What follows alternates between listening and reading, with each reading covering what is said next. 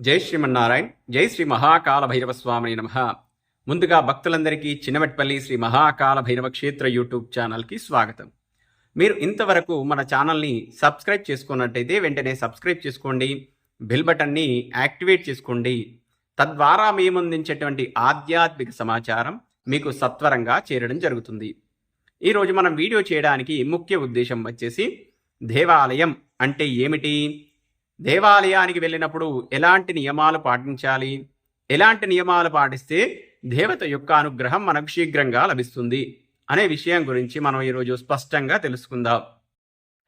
వీడియోను పూర్తిగా చూసి దేవాలయానికి వెళ్ళినప్పుడు ఎలాంటి నియమాలు పాటించాలనే విషయాన్ని పూర్తిగా తెలుసుకొని మనం దేవాలయానికి వెళ్ళినప్పుడు ఆ నియమాలు పాటించి దేవత యొక్క సంపూర్ణ అనుగ్రహం పొందాలని మనస్ఫూర్తిగా ఆశిస్తూ మీకు ఈ సమాచారాన్ని అందించడం జరుగుతుంది. దేవాలయం అంటే ఏమిటి? దేవా ప్లస్ ఆలయం, దేవాలయం అంటే దేవుడి ఇల్లు అని అర్థమన్నమాట. దైవీక శక్తుల నిలయం, సర్వశక్తివంతుడు సర్వవ్యాపి అయిన భగవంతుడు అచ్చామూర్తిగా మన కోసం ఈ భూమి మీదికి రావడం జరిగింది. ఆయన కోసం కొన్ని వివిధ ఆగమ పద్ధతుల్లో నిర్మించినటువంటి ఇల్లే దేవాలయం. మరి దేవాలయానికి వెళ్ళినప్పుడు మనం దేవాలయానికి ఎందుకు వెళ్తూ ఉంటాం అంటే దేవతా యొక్క అనుగ్రహం కోసం, విజ్ఞానం కోసం, ప్రశాంతత కోసం, కామితార్థం కోసం, మరియు మనకున్నటువంటి సకల పాపాలు కూడా హరించుకుపోవడానికి దేవాలయానికి వెళుతూ ఉంటాం. మరి ఇంత పవిత్రమైన దేవాలయానికి వెళ్ళినప్పుడు మనం ఎలాంటి నియమాలు పాటించాలి అనే విషయాన్ని కూడా తెలుసుకుందాం. ఒక్కొక్క దేవాలయం ఒక్కొక్క విధమైన ఆగమ పద్ధతుల్లో నిర్మించడం జరుగుతుంది. మరియు ఒక్కొక్క ఆగమ విధానాల్లో పూజాది క్రతువులు కూడా నిర్వహించడం జరుగుతుంది. అన్ని దేవాలయాలకు వర్తించే విధంగా కొన్ని ముఖ్యమైన నియమాలు తెలుసుకుందాం.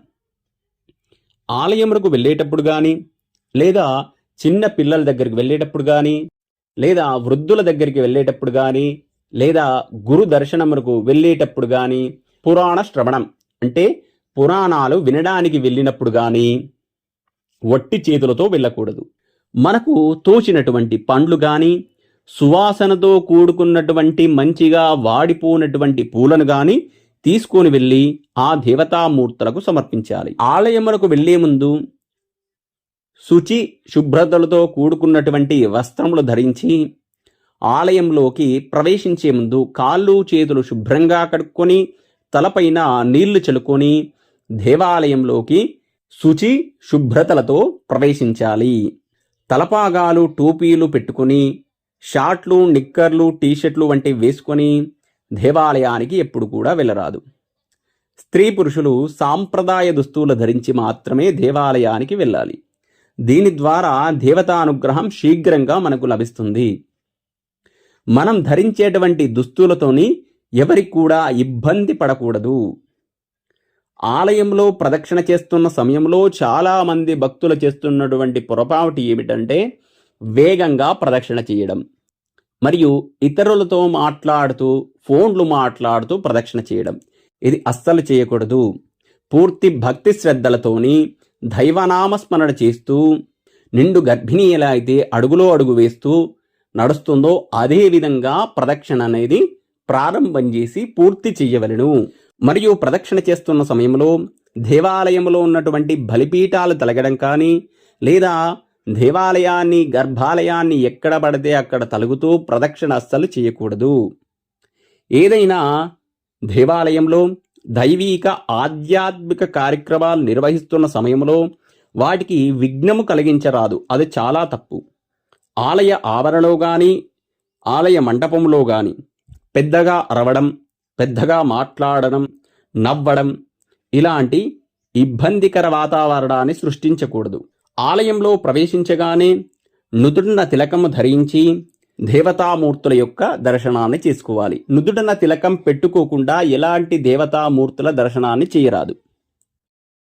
ఏదో ఎవరో చెప్పారని మనకు దేవాలయానికి వెళ్ళి మనకు నచ్చిన విధంగా పూజలు చేయకూడదు. ఎందుకు అంటే దేవాలయంలో ఎలాంటి ఆగమ పద్ధతుల్లో పూజాది క్రతువులు నిర్వహిస్తున్నారో తెలియదు. ఆ దేవాలయం ఎలాంటి ఆగమ పద్ధతుల్లో నిర్మించబడిందో తెలియదు. ఇవేవీ తెలియకుండా మనకు నచ్చినట్లుగా పూజలు చెయ్యకూడదు. ఎందుకంటే ఆగమ శాస్త్రానికి విరుద్ధంగా అవుతుంది కాబట్టి, విరుద్ధంగా అయితే వ్యతిరేక ఫలితాలు రావడం అనేది జరుగుతుంది. ముందుగా అక్కడ ఉన్నటువంటి స్థానిక అర్చకులను సంప్రదించి ఇలా చేయాలనుకుంటున్నాం, చెయ్యవచ్చా వద్దా అనే విషయాన్ని తెలుసుకోవాలి. అర్చకుల సహాయం తీసుకోవాలి. ముఖ్యంగా దేవాలయంలో ఉన్నటువంటి అర్చకులకు తెలియకుండా అర్చకులు లేని సమయంలో పూజాది క్రతువులు నిర్వహించరాదు. అవి దొంగ పూజలు అని చెప్పడం జరుగుతుంది. ఆ పూజలు ఫలించకపోగా వ్యతిరేక ఫలితాలనేవి రావడం జరుగుతుంది. ఎందుకంటే అర్చకు సాక్షాత్ హరి స్వరూపం అని చెప్పడం జరిగింది. దేవాలయంలో ఎవరితో గొడవ పెట్టుకోకూడదు. మలమూత్ర విసర్జన చేసి దేవాలయంలోకి ప్రవేశించరాదు. అహంకారంతోని అధికార గర్వంతోని దేవాలయమునకు వెళ్ళరాదు. ప్రశాంత చిత్తంతోని దేవాలయానికి వెళ్ళాలి. మరియు ఆలయంలో ఉన్నటువంటి గర్భగుడి ఎదురుగా మాత్రమే ప్రదక్షిణ చేయకూడదు. ఆలయంలో గోర్లు తీయడం, గోర్లు కొరకడం, పెద్దగా నవ్వడం ఎట్టి పరిస్థితిలో కూడా చేయరాదు. వెంట్రుకలు విరబోసుకొని మరియు గాజులు లేకుండా, నుదుటిన తిలకం లేకుండా, చున్నీలు లేకుండా దేవతామూర్తుల దర్శనానికి వెళ్ళకూడదు. ఆలయ ప్రాంగణంలో ఉమ్మివేయడం గాని, పొగ తాగడం గాని చేయరాదు. ఆలయంలో ప్రవేశించేటప్పుడు తినుబండారాలు తింటూ ఆలయంలోకి వెళ్ళరాదు. ఆలయంలో ప్రవేశించే ముందు గాలిగోపురము గాని లేదా శిఖరమును గాని దర్శించి తర్వాత ధ్వజస్తంభ శిఖరమును దర్శించి తర్వాత ఆలయములో ఉన్నటువంటి అర్చకులకు దర్శించి తర్వాత దేవతా దర్శనము చేయవలెను. ఇలా చేస్తే దేవతానుగ్రహం మనకు శీఘ్రంగా లభిస్తుంది. దేవాలయములో అర్చన చేసుకున్నటువంటి సమయములో ఎవరి గోత్రనామాలు వారే చెప్పవలెను. అలా చెప్పకపోయినట్లయితే అర్చన చేసిన సంపూర్ణ ఫలితం అనేది వారికి లభించదు. ఆలయ ప్రాంగణంలో ఉన్నటువంటి దేవతామూర్తులపైన ఇష్టారాజ్యంగా పసుపు కుంకుమలు వేయడం, వివిధ రకాల ద్రవ్యాలు వేయడం చేయకూడదు. ఆలయం చుట్టూ ప్రదక్షిణ పాదరక్షలతో గాని వాహనాలతోని గాని చేయకూడదు. ఆలయంలో కాళ్ళు చాపుకొని కూర్చోరాదు. ఆలయంలో మరియు మండపంలో దేవుని ఎదురుగా గాని మండపంలో గాని కుర్చీలపైన కూర్చోరాదు. ఒక అర్చకుడు మినహాయించి ఏ ప్రాణికి దుఃఖము కలిగించరాదు. ఎవ్వరిని కూడా బాధ పెట్టరాదు. హింస అస్సలు చేయకూడదు. ఆలయములో దేవుని ఎదుట పరస్తుతి అంటే ఎదుటి వ్యక్తిని పొగడడం చేయకూడదు. మరియు పరనింద ఇతరులను నిందించడం కూడా చేయకూడదు. ఆలయంలో దేవుడికి ఎదురుగా మన పృష్ఠభాగం అంటే మన బ్యాక్ చూపిస్తూ ఎప్పుడూ కూడా కూర్చోకూడదు. ఆలయంలో భగవంతుని పైన ప్రమాణం ఎప్పుడూ కూడా చేయకూడదు. ఆలయంలో కూర్చొని గాని నిలబడి గాని ఆలయ ప్రాంగణంలో గాని ఉండి అబద్ధాలు ఎప్పుడూ కూడా చెప్పరాదు. ఆలయంలో అర్చకుడిపై కేకలు వేయడం, అర్చకుడిని దూషించడం వంటి చేయకూడదు. ఒకవేళ అర్చకుడి తప్పేమైనా దోషమేమైనా ఉంటే అర్చకుడిని పిలిచి తనకు సున్నితంగా వివరించి చెప్పవలను. దేవతా దర్శనం ఎలా చెయ్యాలి అంటే ఆపాదమస్తకాన్ని దర్శించాలి. అంటే పాదాల నుండి శిరస్సు వరకు దేవతామూర్తులను దర్శించాలి. 2 చేతులు జోడించి వినయపూర్వకంగా భక్తితో నమస్కరించాలి. కొందరు ఒక్క చేతితో నమస్కారం చేసి భుజాలపైన అటూ ఇటు అని నుదుటిన తగిలించి ఆ చేతిని మరియు పెదాలపైన తలిగించి నమస్కారం దేవాలయంలో చేస్తున్నారు. అది చాలా తప్పు. దేవాలయంలో ప్రవేశించిన తర్వాత గంటను 3 సార్లు మోగించి దర్శనము పూర్తి చేసుకోవాలి. మరియు చాలామంది చేస్తున్న పొరపాటు ఏమిటంటే దేవాలయం నుంచి బయటకు వెళ్తున్న సమయం లోపల గంటను ఒక్కసారి కొట్టి వెళ్తున్నారు. ఒకసారి కొట్టడం ద్వారా అది మృత్యుపదము అని చెప్పడం కూడా దేవాలయ శాస్త్రం అనే ఒక గ్రంథంలో చెప్పడం జరిగింది. ఎప్పుడు కూడా దేవాలయంలో 3 మార్లు మాత్రమే గంటను మోగించవలెను.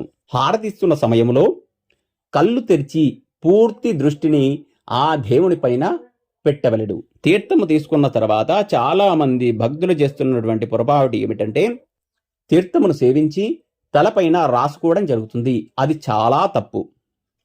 తర్వాత ప్రసాదాన్ని స్వీకరించి కాసేపు ఆలయంలో కూర్చోవలెను.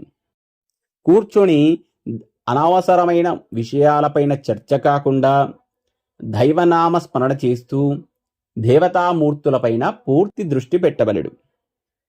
దేవాలయములో రాజకీయాలకు సంబంధించిన వ్యవహారాలవి కూడా ప్రస్తావించరాదు.